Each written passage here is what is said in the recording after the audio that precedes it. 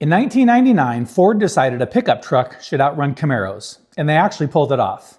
This is the Hot Wheels Ford F-150 SVT Lightning. Let's dive into the history of this truck, where it came from, and what it's all about.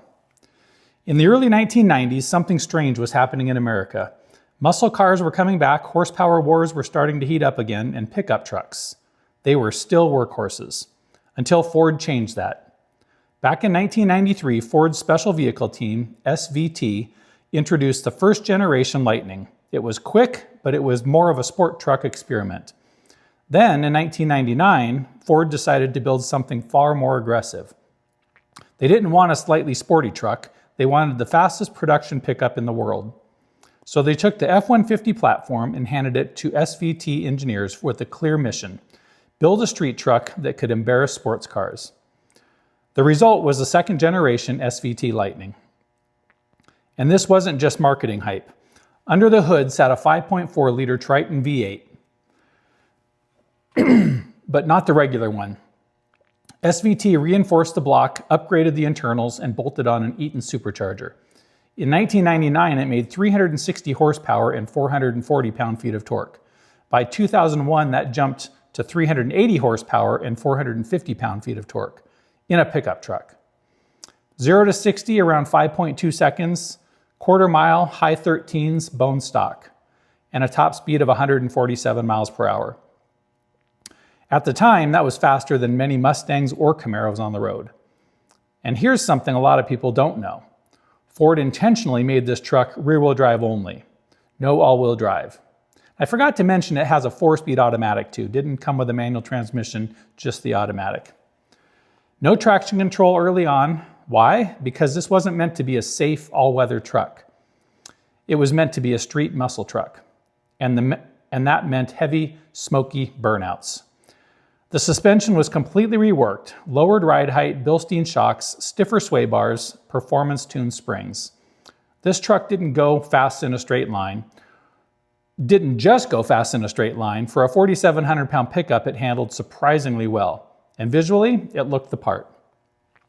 Aggressive front bumper, integrated fog lights, side skirts, color-matched bumpers, 18-inch wheels, and that iconic Lightning badge.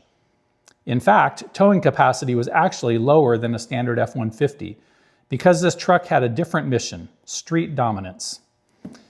MSRP in 1999 started around $29,000. By 2004, final year models were pushing the mid-30,000 range, and production numbers were relatively low compared to standard F-150s. From 1999 to 2004, Ford built just over 28,000 second-gen Lightnings total. That's it. And in 2004, the final year, production was cut short because of a plant fire. That makes late production trucks even more interesting to collectors. Another lesser-known fact, the Lightning's intercooler system was innovative for a truck at the time, but heat soak was a real issue, which is why many owners upgraded the intercooler reservoir and cooling system. And because the bottom end of the engine was forged from the factory, these trucks responded extremely well to pulley swaps and tuning. Many easily pushed 450 to 500 horsepower with minor mods. That's part of why so many were modified, and why clean, low-mile, unmodified examples are now commanding serious money. Which brings us to today. Let's take a look at a few examples that have sold recently on Bring It. All right, here's a 35,000-mile example, the 2003 Lightning.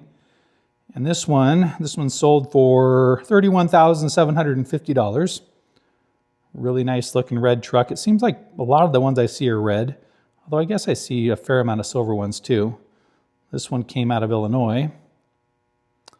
I like the side exhaust there too. That's kind of a cool, interesting feature on the second-gen Lightnings.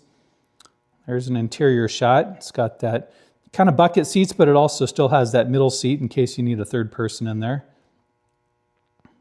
That one looks really nice and clean. There's the under the hood. Little view of the supercharger there.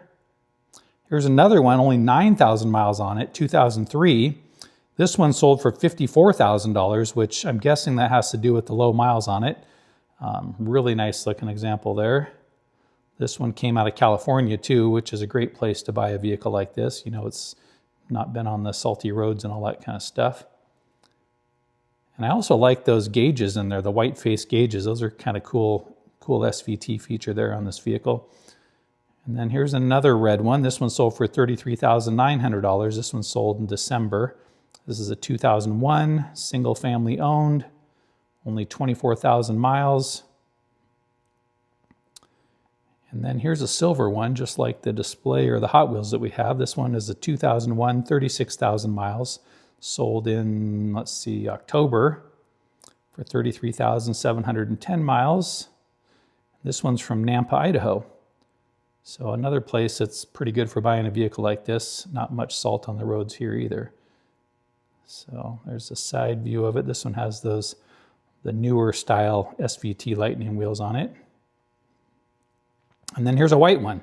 That one's got the older generation wheels on it. This is a 1999. This one sold for $19,750. This one's in Florida, but it's got 93,000 miles on it. So that's why it sold for a little bit less, I'm guessing. But still a really nice looking truck. This is the kind of truck, I don't think you can go wrong buying something like this. You buy it at a good price, drive it for 5 years, you can probably turn around and get all your money back out of it. And I think they're just going to hold their value and possibly start creeping up a little bit here as time goes on. This truck represents a very specific moment in automotive history. Before emissions tightened further, before trucks became luxury vehicles, before everything went turbocharged or electric.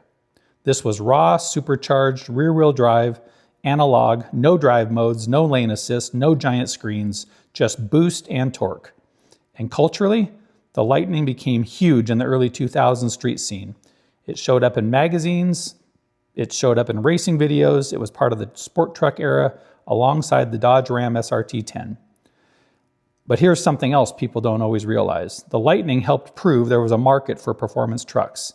Without the SVT Lightning, you probably don't get the Ram SRT-10, you might not get the Silverado SS, and you definitely don't get today's 700 horsepower F-150 Raptors and TRX trucks in the same way. It paved the road, and now even as Ford uses the Lightning name on the electric F-150, enthusiasts still know what the real Lightning was, a supercharged V8 street weapon. And that's why this little Hot Wheels version matters, because it represents a truck that changed the identity of pickups forever.